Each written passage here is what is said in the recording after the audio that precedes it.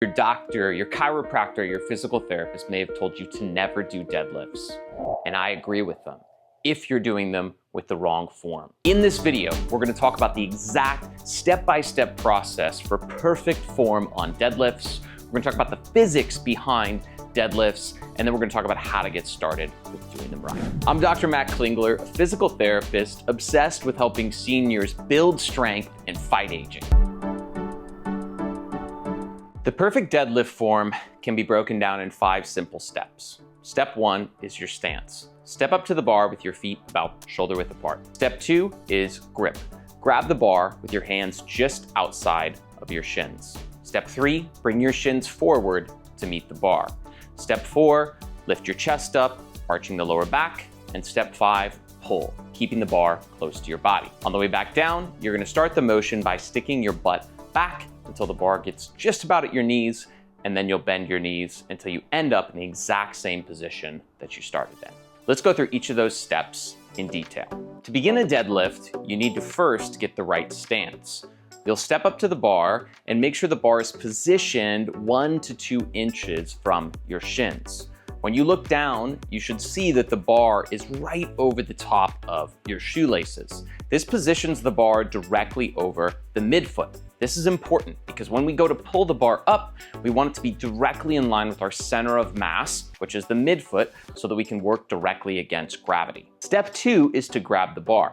You want to use a grip that allows your forearms to just barely touch the outside of your shins. If you're too wide in your grip, it'll actually cause you to have to lift the bar further, and if you're too narrow, it'll force the knees in and make this movement awkward. Notice the position of the bar relative to my belt buckle with a normal grip, and then notice the position with a wide grip. As you can see, the wide grip forces me to have to lift the bar much higher than the normal grip. Step 3 is the most important step and the most often messed up by beginner lifters. This is where you bring your shins forward to the bar. It's crucial that you don't move the bar to your shins, but you move your shins to the bar. And then the moment your shins hit that bar, they don't move any further. If you allow your shins to keep moving forward, you're gonna end up in more of a squat position, and the bar is gonna move away from your fulcrum or your center of rotation at your hips, which we'll get more into later why that's such a big deal. The 4th step is to lift your chest and head up. This is a really important step because it positions your lower back muscles in an activated state and allows them to support your lumbar spine as you go to do your deadlift. I find that a lot of seniors I work with have a really difficult time with this step due to mobility restrictions or body awareness. Helpful exercise to find the right back position is the all fours pelvic tilt. Tilt your belt buckle up towards your nose, flexing your lower back. The position you should be in is a forward pelvic tilt. So you're going to tilt your belly and your belt buckle down towards the ground into what would be an anterior pelvic tilt position. So you can use your hand to feel your lower back muscles. You should feel that when your belt buckle goes down towards the ground, there's a lot more activation of the muscles that support your spine than when you go into a flexed spine position. Step 5 is the pull. You're gonna take a breath in through your mouth and you're gonna hold it.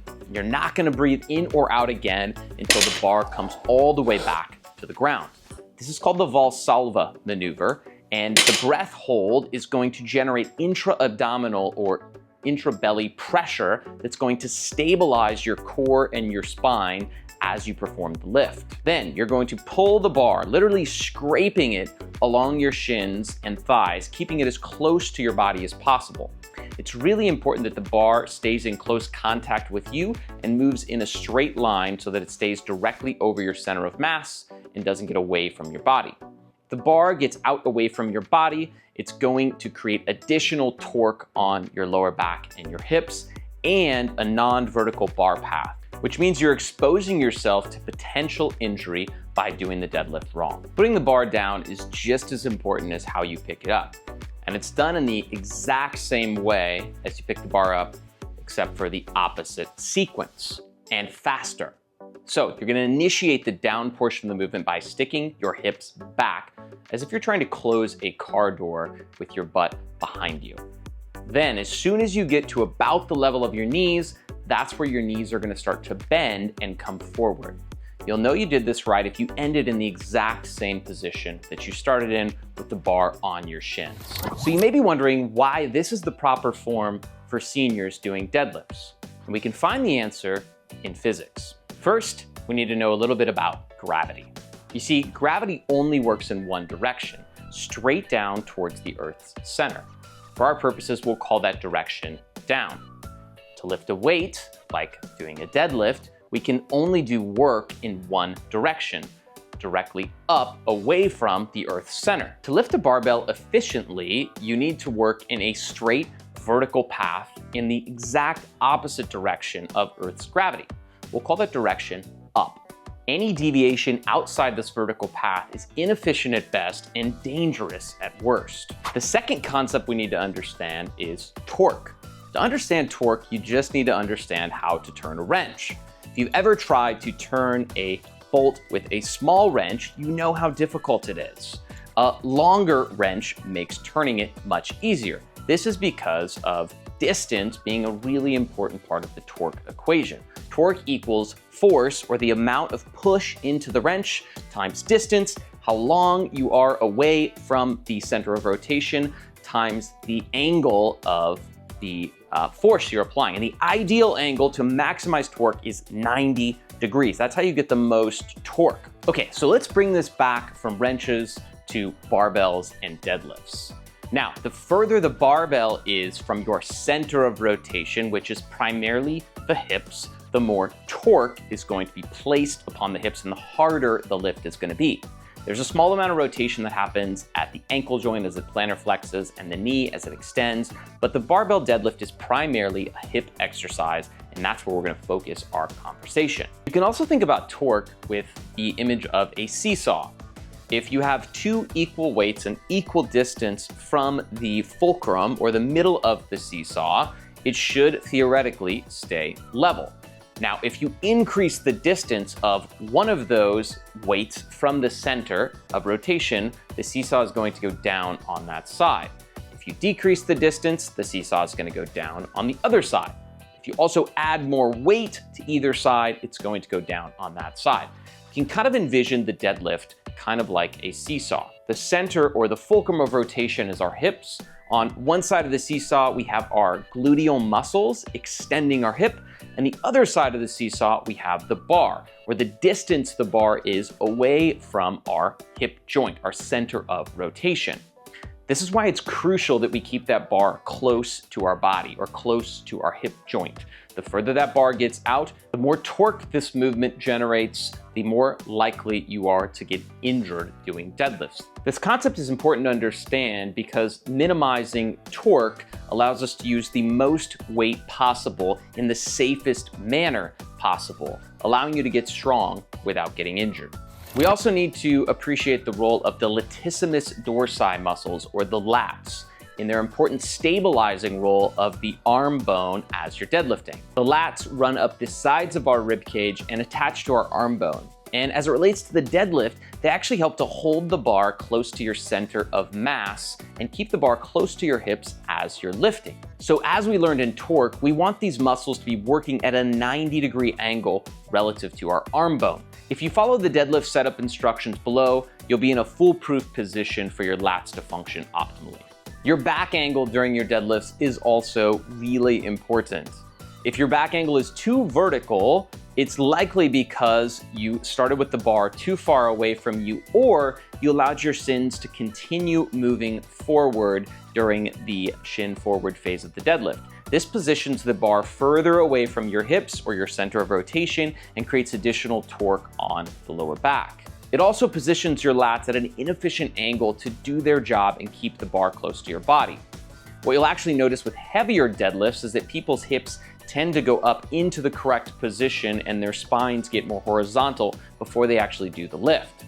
Now, if you start with your back angle too horizontal, it's likely because you started with the bar too close to your body, or you pulled the bar into your body before doing the lift. The problem with this is twofold. First, it positions the lats at too great an angle to do their job. And second, it makes it really difficult to activate and extend our lower back muscles to support our spine.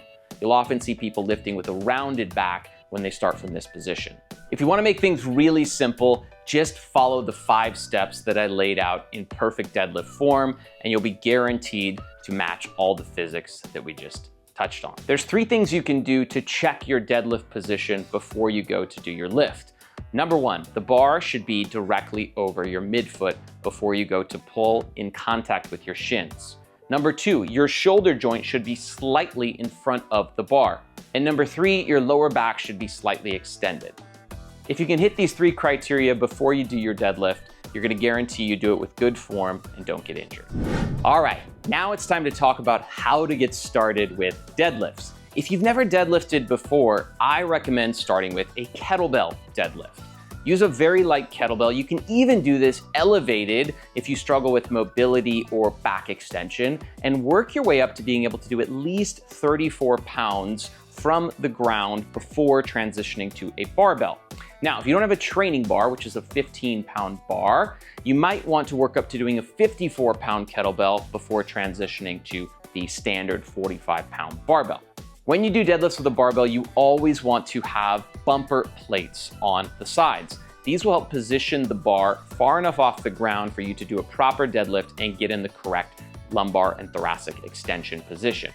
There's many different variations of deadlifts, such as trap bar deadlifts, sumo deadlifts, or conventional deadlifts. I recommend conventional deadlifts whenever possible. The sumo deadlift and the trap bar deadlift position you in much more of a vertical spine position because they allow the bar to remain closer to your center of rotation or your hips, which is fine, but the purpose of the deadlift is to create more of a posterior chain or a gluteal and hamstring muscle activation and a lower back muscle activation. The deadlift is, after all, a back exercise. Once you're ready for the barbell deadlift, I recommend starting with a training bar. This is a 15-pound, usually aluminum bar that allows you to practice the deadlift movement with a very light weight. Many clients we work with start with this bar on their first day in our program.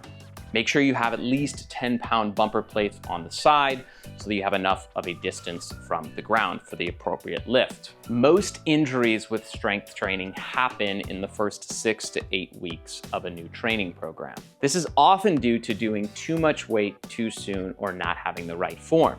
Using too much weight too soon is simply silly. In the first 6 weeks of any new strength training program, most of the gains you're going to be making are due to neurological strength gains. The actual hypertrophy or muscle building doesn't start until about week 6. The neurological strength gains are things like becoming more efficient in your brain's connection with the muscles and pruning unneeded synapses. Therefore, we don't need to use as much weight in the start of a training program to get the same results. For this reason, we recommend using very light weights for the first 2 to 6 weeks of any new training program.